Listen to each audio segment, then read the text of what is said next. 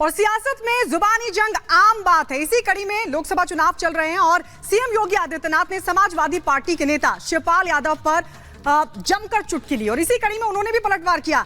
लेकिन इस बीच अखिलेश यादव की अभद्र टिप्पणी ने सियासी पारा हाई कर दिया। रिपोर्ट आपको दिखाते हैं।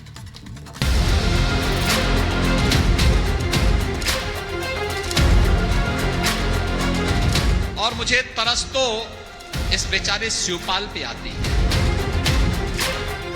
जमीन से जुड़े हुए सपा नेता शिवपाल सिंह यादव इस चुनावी शोर में भी शांत हैं। सियासी दांव पेच में मुलायम के बराबर का कद रखने वाले शिवपाल इस चुनाव में एक बार भी फ्रंट फुट पर खेलते नहीं दिखे। शिवपाल की शांति ही सीएम योगी के इस बयान की वजह बनी।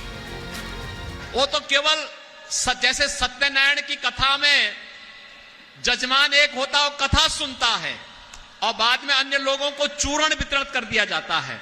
तो ये केवल चूरण खाने वाले व्यक्ति रह गए हैं।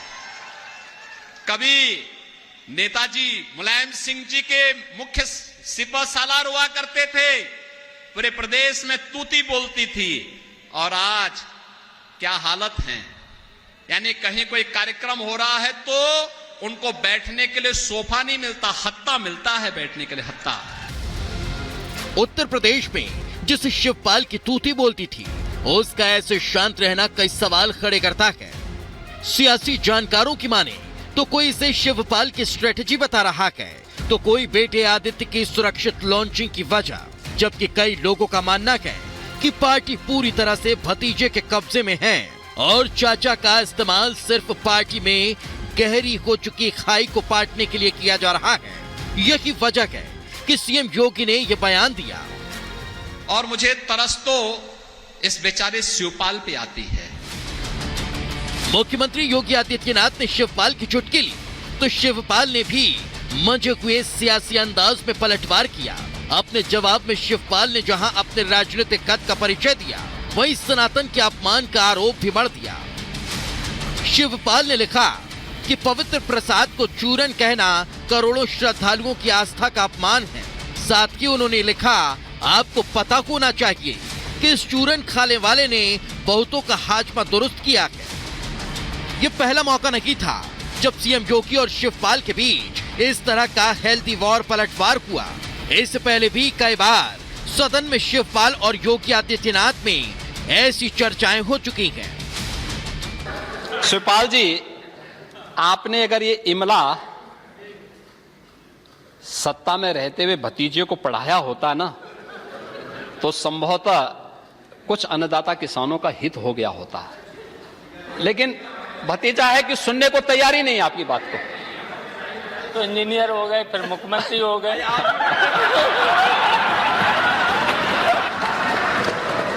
मुख्यमंत्री को भी पढ़ाई करा देनी चाहिए। कुछ ट्यूशन ले लो आप इनसे। नहीं ठीक है। विधानसभा की तरह की सीएम योगी ने इटावा में शिवपाल यादव की चुटकी ली। इसके बाद शिवपाल ने पलटवार किया, लेकिन इस बार पलटवार में अखिलेश ने अपने बेतुके ट्वीट से एक बार फिर बता दिया कि भाषा की मर्यादा लांघना वो अभी तक नहीं भूले। मुख्यमंत्री के पद की गरिमा को अनदेखा करते हुए अखिलेश ने सीएम योगी पर अभद्र टिप्पणी की। उनके बयान को शर्मनाक बताया, लेकिन शायद वो अपनी शर्मनाक हरकतों को भूल गए। वो भूल गए कि कैसे उन्होंने अपने पिता के सामने चाचा शिवपाल के हाथों में माइक छीन लिया था। वो भूल गए कि चुनाव प्रचार में वो खुद सोफे पर बैठे रखे और चाचा को सीट का हैंडल नसीब हुआ। वो पूर्व सीएम के निधन पर उनके घर जाना भूल गए। याद रहा तो सिर्फ माफिया के घर फातिया पड़ना। मुलायम सिंह जी की मृत्यु पर मैं स्वयं उनके पैतृक गांव में आया था और सफाई में आकर के मैंने स्वयं वहां श्रद्धांजलि अर्पित की थी, क्योंकि वे उत्तर प्रदेश के मुख्यमंत्री के रूप में उनकी कुछ न कुछ सेवाएं तो थी। मैं आया था, मेरी पार्टी के लोग आए थे, प्रधानमंत्री जी ने शोक व्यक्त किया था, लेकिन स्वर्गीय कल्याण सिंह जी की मृत्यु पर समाजवादी पार्टी के अध्यक्ष और समाजवादी पार्टी की तरफ से कोई शोक संवेदना नहीं व्यक्त की गई। बहनों और भाइयों, स्वर्गीय कल्याण सिंह जी के साथ इस प्रकार का भेदभाव, और अभी आपने देखा होगा एक माफिया मरा था, उस माफिया के लिए फातिया पड़ने के लिए समाजवादी पार्टी के लोग कैसे विधवा विलाप कर रहे थे, यह भी दृश्य आपने देखा होगा। इटावा की जनसभा में सीएम योगी ने अखिलेश यादव पर कल्याण सिंह और शिवपाल की अनदेखी का आरोप लगाया तो वो बौखलाक उठे। विपक्षी होने के बावजूद सीएम योगी को शिवपाल के राजनीतिक रसूख का अंदाजा है, लेकिन सपा में शिवपाल को वो अहमियत नहीं मिल रही जिसके वो हकदार हैं। ऐसे में सीएम योगी के ऐसे तंज अखिलेश को उनकी गलतियों की याद दिला देते हैं, जिसके चलते अखिलेश आपा खो बैठते हैं। Bureau report, Republic Bharat.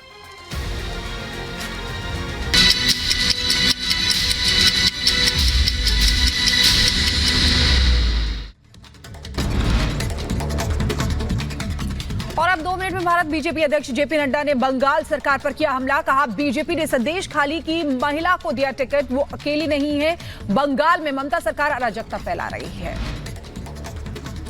मंडी से बीजेपी उम्मीदवार कंगना रनौत ने विक्रमादित्य सिंह पर किया हमला। कहा राज्य की महिलाओं का अपमान करने वाले शहजादों के गिरोह को सिखाएंगे सबक। कंगना ने विक्रमादित्य सिंह पर किया पलटवार। कहा वो कह रहे हैं कि मैं अशुद्ध हूं क्योंकि मैं फिल्मों में काम करने के बाद आई हूं और मुझे पहले जाकर खुद को शुद्ध करना चाहिए। विक्रमादित्य सिंह ने कंगना को बताया था अशुद्ध। दिल्ली के धौला कुआं में दिखा रफ्तार का कहर। कार ने कैब को मारी टक्कर। हादसे में ड्राइवर समेत कई लोग हुए जख्मी। यूपी के संभल में पुलिस और बदमाश के बीच मुठभेड़ हुई है। पुलिस ने कुख्यात गौ तस्कर मोहसिन को किया गिरफ्तार। जवाबी कार्रवाई में बदमाश घायल। बिहार के सीतामढ़ी में बदमाशों ने नेपाली नागरिक को बनाया अपना निशाना। गोली मारकर लूट की वारदात को दिया अंजाम। पुलिस ने 3 बदमाशों को धर दबोचा। यूपी के शाहजहांपुर में मासूम छात्रा के साथ छेड़छाड़ का मामला। पुलिस ने वैन चालक को किया गिरफ्तार। स्कूल मैनेजमेंट पर बच्ची के परिवार को धमकाने का आरोप। एफआईआर दर्ज। उत्तर प्रदेश के बहराइच में एफएसटी की टीम चेकिंग के दौरान मिली सफलता। टीम ने कार सवार लोगों से 3 लाख से ज्यादा कैश किया बरामद। यूपी के गाजियाबाद में गोदाम में लगी आग। लोगों में मचा हड़कंप। मौके पर मौजूद रही दमकल की कई गाड़ियां। हरियाणा के गुरुग्राम में लगी कार में भीषण आग। ड्राइवर ने सीवर में कूदकर बचाई अपनी जान। ड्राइवर को अस्पताल में कराया गया भर्ती। उत्तराखंड के टिहरी गढ़वाल में खाई में गिरी गाड़ी। एसडीआरएफ की टीम ने रेस्क्यू कर ड्राइवर की बचाई जान।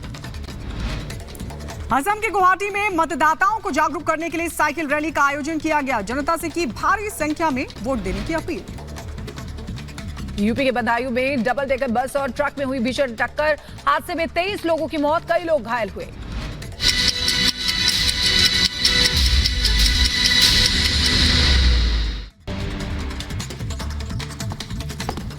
नमस्कार, आप देख रहे हैं रिपब्लिक भारत और मैं हूं आपके साथ गायत्री शर्मा। शिखा भी इस बुलेटिन में मौजूद है। 9 का निशाना में आप सभी का बहुत बहुत स्वागत है। 9 का निशाना में तमाम बड़ी खबरें होंगी, लेकिन पहली बड़ी खबर क्या है ये आपको बता रही है शिखा। बुलेटिन की शुरुआत करेंगे बड़ी खबर के साथ। आपको बता दें कि जुबानी जंग जो है वो तेज होती जा रही है। कंगना रनौत ने विक्रमादित्य सिंह पर बड़ा हमला बोला। उन्होंने अभिनेत्री कंगना रनौत ने बड़ा आरोप लगाया। उन्होंने कहा है कि अब वो कह रहे हैं कि मैं अशुद्ध हूं, यानी कि विक्रमादित्य सिंह कह रहे हैं कि मैं अशुद्ध हूं। ये कंगना रनौत ने विक्रमादित्य सिंह पर बड़ा आरोप लगाया है। उन्होंने कहा है कि शहजादों के गिरोह को सबक सिखाएंगे। कंगना रनौत ने बोला है। देखिए किस तरीके से जुबानी जंग तेज होती हुई नजर आ रही है विक्रमादित्य सिंह और कंगना रनौत के बीच में। कंगना का एक बार फिर से बड़ा आरोप विक्रमादित्य सिंह पर। आइए सुनते हैं क्या कुछ कहा। इस तरह की बातें सुनकर किसका दिल नहीं दहल जाएगा। और अब उसके बाद मुझे कहा गया कि तू अपवित्र है, फिल्म इंडस्ट्री में काम करके आई है, जा तू पहले पवित्र होके आ। किसी कलाकार के बारे में इतनी नीच सोच रखना, किसी बहन के बारे में जिसने संघर्ष करके ना कि सिर्फ अपने परिवार के लिए रोजी रोटी कमाई, भाई बहनों को पढ़ाया। मेरी बहन पे एक्सीडेंट में एसिड अटैक हुआ था, उनका इलाज करवाया। ना कि सिर्फ इतना ही किया, जबकि पूरे प्रदेश को जो है पूरे देश में सम्मान दिलाया। इस तरह की बातें मेरे बारे में करते हैं कि तू पवित्र होकर आ। तो जाहिर है हमें पता चलता है कि महिलाओं की क्या दशा है इस वक्त। दोस्तों, एक तरफ ये कांग्रेस के लोग हैं जो इस तरह की बातें करते हैं क्योंकि ये अमीर घरों के बच्चे हैं, ये हर तरह की सुख सुविधाओं में पले बड़े हैं।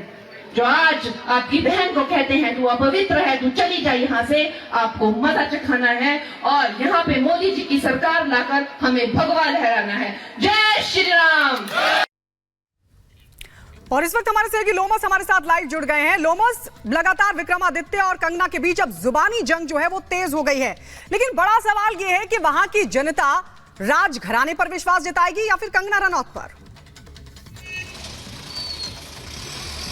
देखिए, आपको मैं बता दूं कि जिस तरीके से ये जुबानी जंग शुरू हो चुकी है, ये पहली बार नहीं है। इससे पहले भी आपने देखा होगा कि कई ऐसी सीट्स हैं जहां पर जो प्रतिद्वंदी हैं वो आपस में इसी तरीके से जुबानी जंग उनके द्वारा किया जाता है। और साफ तौर पे आप देख सकते हैं हिमाचल का मंडी ये सीट काफी हॉट सीट है, जहां से कंगना रनावत वहां से उठी है और साफ तौर पे उनके विपक्ष में विक्रम आदित्य उठे हैं कांग्रेस के तरफ से, और लगातार ही या विक्रम आदित्य हो या फिर कंगना हो, वो लगातार एक दूसरे पे आरोप और प्रत्यारोप लगाते हुए दिख रहे हैं। साफ तौर पे कंगना ने यहां पे ये मुद्दा उठाया है कि विक्रमादित्य ने उन्हें अशुद्ध कहा है क्योंकि वो फिल्मी दुनिया से आती हैं और वो एक एक्ट्रेस है। लेकिन कंगना रनावत ने यह भी कहा है कि उन्होंने अपने भाई बहनों को पढ़ाया है और उसी कमाई से मैं अशुद्ध नहीं बल्कि वो अशुद्ध हैं जो इस तरीके की सोच रखते हैं। साफ तौर पे उन्होंने पलटवार भी कहा है और उन्होंने ये भी कहा है कि जो मंडी की जनता है वो ये दिखलाएगी कि कौन अशुद्ध है और कौन